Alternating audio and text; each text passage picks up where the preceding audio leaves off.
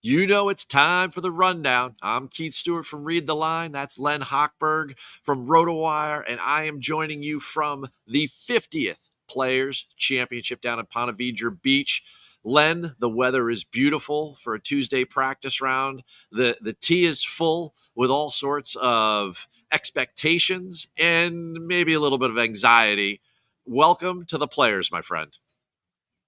And to you as well, Keith. And I love your wallpaper. Where did you get it?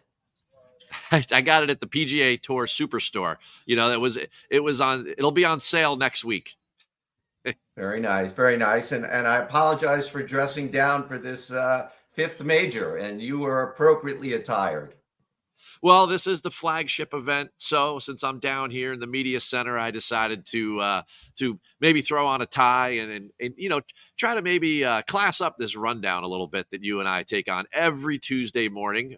Your morning's a little earlier than mine, but they continue to call this the strongest field in golf, and I'm curious because if you watched Live this past weekend, you had a playoff with Answer, Abe Answer, your eventual winner, but Cam Smith and Paul Casey. Name slipped my mind. And then you got guys like DJ and Rahm and Brooks aren't here.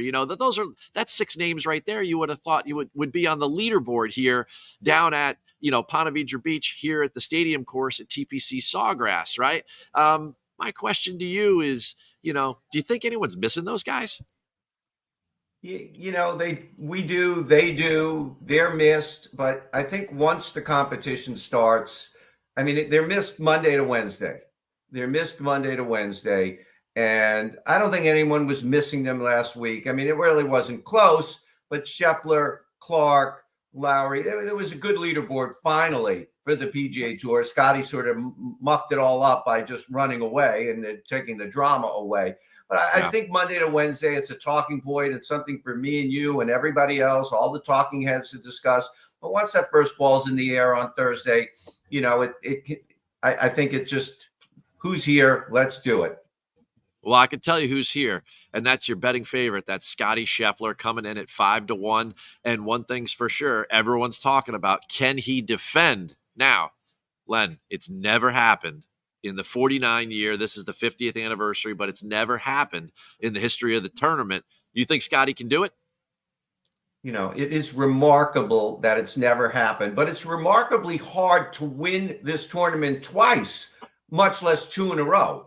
Only 5 guys have ever won this tournament twice, and the closest of the 2 wins was 6 years apart. Steve Elkington, 1991 and 1997. Even Tiger won it twice, but it was 12 or 13 years apart. This is 12, crazy stuff. Hal Sutton, 17 years apart. So, it's really hard to finish in the top 10 2 years in a row. We've only seen 4 guys finish in the top 25 the past 2 years. So, on the other side of the coin is recency bias, which has been around forever. And, look, all statistics aside and everything, Scottie Scheffler was very impressive last week. And if he finds his putter with any perpetuity, everybody else can just go home. Running a poll on Twitter ran about 2-1 in favor of the field, but I think it's amazing that 33% of the people are picking one guy as opposed to 143.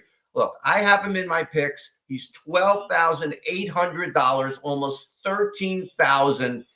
But I could easily see going in a different direction this week. I guess if you had to say yes or no, and I had to answer, I say no, he won't win.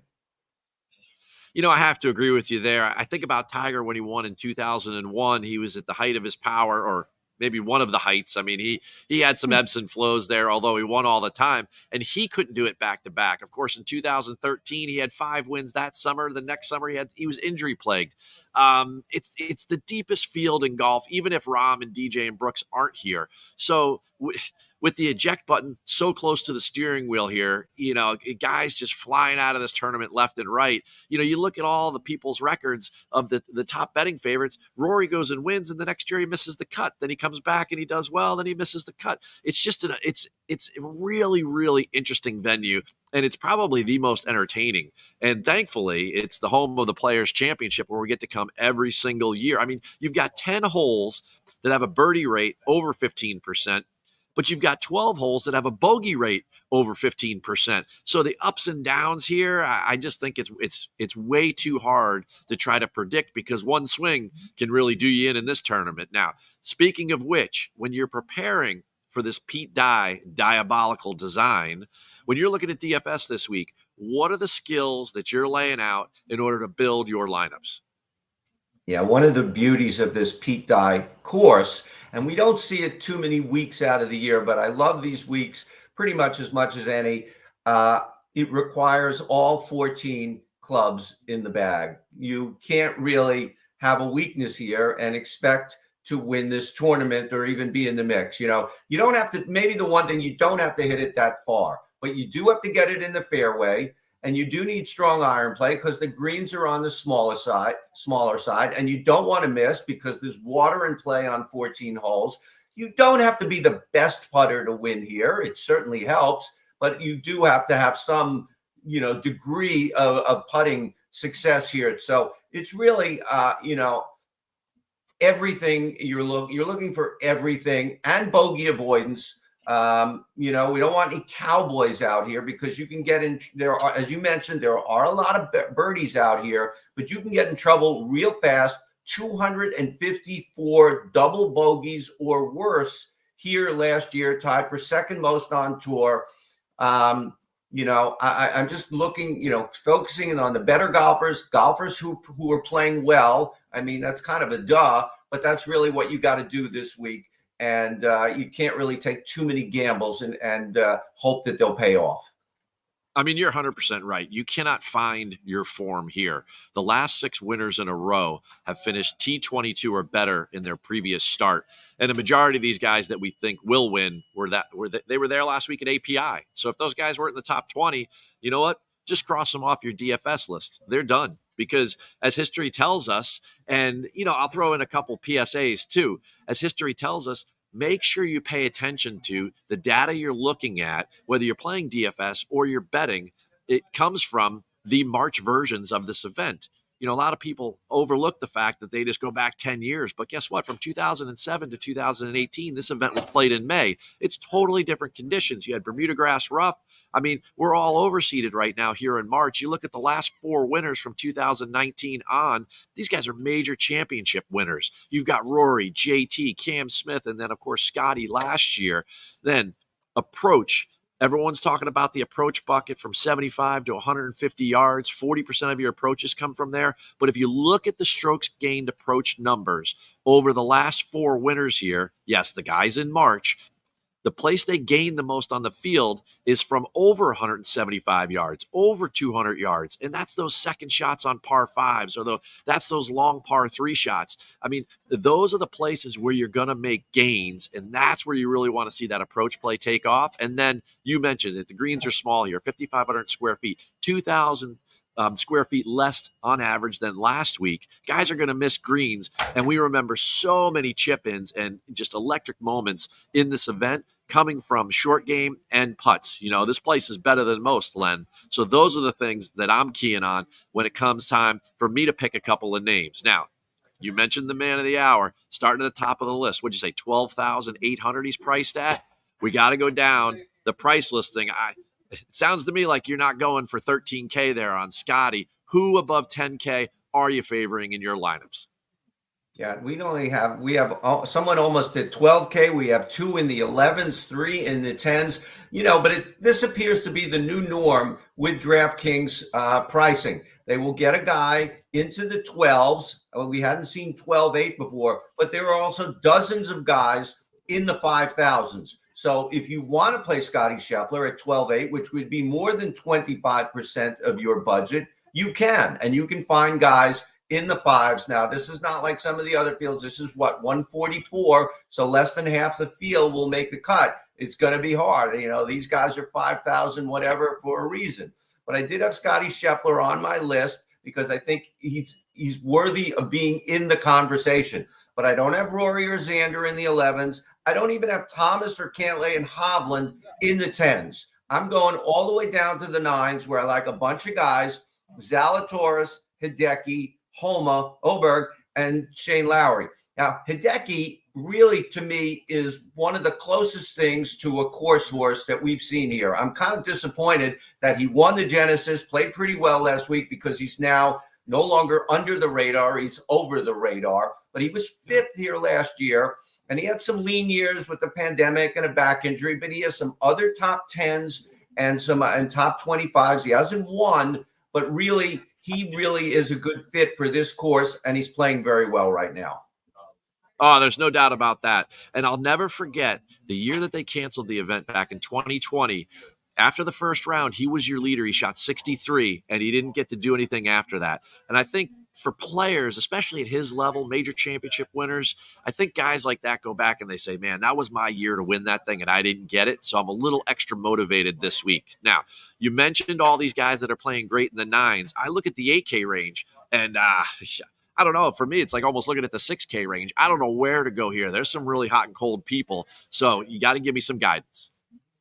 Yeah, I'm with you. I really couldn't find much I like there. I'll give you 2 names: Russell Henley and Siwoo Kim. And Russell Henley scares me because he's finished top 25 the past 2 years. And okay, he's done well, but nobody plays well here every year. It just has not happened. And but really, he is a perfect fit for this golf course. Just so accurate off the tee, really good with his irons. And he's even putting much better this year. So, which is why he had he's been playing well this year, and he was right there behind Scottie, but right there with it in the B flight last week at Bay Hill. And Siwoo Kim, so much talent. He is a former champion here. He has good weeks and bad weeks, but at $8,000 even, I believe, that's where you can start to take a little bit of more gambles with your players, that hoping that this year they'll do better. But his skill set certainly lends itself to playing well here. He's done it multiple times. Now, speaking of gambling, we get down to that 7K range, and a really hot name last week, and he showed up, Harris English, right? He should be another perfect fit here, right? Calm demeanor, drives it straight, putts it great, but his course history is awful. I mean, he's had like 100 straight missed cuts. So when you get into the 7K range, where are you going here? Yeah, there are some names, a few names, more than the 8s. Brian Harman is 7,900. And, sometimes I just look for value. He's the top 10 player in the world, and you can't be there alone just by winning the Open Championship, close to 8 or 9 months ago now. You've got to do some other things. So he's playing pretty well. And he's had some good weeks here. He's had some terrible weeks here. But so he's at 79. Tom Hoge at 78. I think Tom is going to be a very, very popular play because he's in the 7s. You can fit him into every lineup. Eric Cole, now that he finished, he got the week off out of his system. He missed a cut following that. He played pretty well again last week. But really, all the way down at 72, Alex Noren. I mean, certainly at 72, he can fit into every lineup, even if you want to play Scottie. Just a really good fit for this course. I don't know how under the radar. I think I've seen his name in a couple of different places. So, I don't have this one all to myself. I'm not saying that. But I do like him, and I do see why. He's had some good – he's playing pretty well. Fantastic putter on occasion, and he's had some good weeks here. I don't know, Len. I haven't heard that name a lot. And, whenever we go over the top of the board, the higher price guys, you seldom surprise me. But when we get down here in the 7s, 6, and 5s, you always come up with a name. And I think that one's one that's going to be a little sleepy and under the radar. We're getting down into the 6s. Who gives you good vibes down here? Yeah, here's another guy who is just, he's a top 25 player in the world, and he's in the 6,000s, and that's Nick Taylor. And Nick Taylor has not been great here before, but also the Nick Taylor we're seeing now is better than any Nick Taylor we've ever seen before. Yeah. So, that sometimes I have to discount course history because he's a different player now. And at 6,900, that's terrific, terrific value. Doug Gim on the best stretch of his career. I think 4 top 15s in a row. and perfectly suited for this course. Great ball striker, iron play, terrible putter. I mean, don't expect him to win, but I think he's got a top 10 here a couple of years ago. And Brendan Todd, who I always talk about on the shorter tracks where accuracy matters, he has also not the greatest record here, but when in that situation. And two guys in the 5,000, Sam Ryder, who I mentioned a few weeks back. He was at 59 a few weeks back. What tournament? I can't remember what tournament it was, but the one that Austin Eckroat won, whatever that was, the Honda, the Cognizant Classic. I'm losing my cognizance here. He's always been a great, straight ball hitter. Let's look for him to make a cut. And all the way down at 5,100. This is not for those of the faint of heart. Francesco Molinari, $5,100. He's in this tournament only because he won the Open Championship 6 years ago, 2018. This is his final exemption into the Players. But years ago, he played this tournament very well, a number of top tens back around when he won the Open Championship. And he's also made the cut the last 2 years. So, 5,100. If you're going Scottie at 12.8, you're going to have to dip into the fives. 5,100, Francesco Molinari. Fingers crossed when I say that. When Francesco Molinari was playing his best golf, it was long iron play, which goes back to what I was saying about skill set that really separated him. So he's got a chance. Now, speaking of a chance, at the top of the board, I really like Will Zalatoris from a betting perspective. Plus 3,000, I think he's the only guy that can keep up with Scottie from a ball striking perspective. He's going to put the ball in play, and as we know, over the years, you don't have to be the world's greatest putter to combat these greens. You just have to be a really good lag putter because there's sections to them, but really, overall, the bigger challenge here is keeping the ball in play. And my second guy is Max Homa at plus 2,800. Max was really, really good around the greens. He seemed like he was working on a couple things, and he has been since the desert, but he every week he keeps getting better and better. And when it comes to big game situations in, places like Quail Hollow or Riviera or now here on the PGA Tour, I'm not talking about majors, Max seems to show up, and he's got a very nice record here. In fact, you pointed it out in a tweet where you said there's only 4 guys, not Rory, not Scottie, that have been in the top 25 over the last 2 years. Victor Hovland, he had 2 top 10s. Then you've got Russell Henley, Adam Hadwin, and Max Homa. I love Max Homa. And you know what else? If they all begin with H, I love Len Hochberg. Len, great tweet.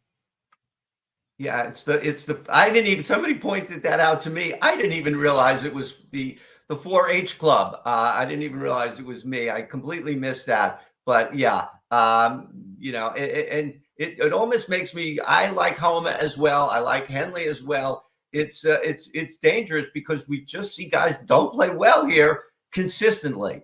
And, that's a tough way to bet and play DFS that, I think something's due to go wrong, but it's something always goes wrong here for somebody at the Players Championship. It does, and it can. We'll go back to that Hideki 63 to open, and then a pandemic canceled the tournament. When in doubt, hit the eject button, and we'll see it all weekend. Len, it's great to spend the time with you always on a Tuesday for the rundown. Any last bit of advice for folks heading in for DFS strategy for the 50th Players Championship? No, I don't have any. I think we've covered it all, but I don't want to let this go by without saying a big shout out to you and a big congrats to the hardest working man in golf, Keith Stewart, new gig with Golf Digest, RotoWire. He's everywhere. He's more omnipresent than Sung J M and Eric Cole combined. But in all seriousness, that's fantastic. People are going to have another avenue, another path to see your great stuff.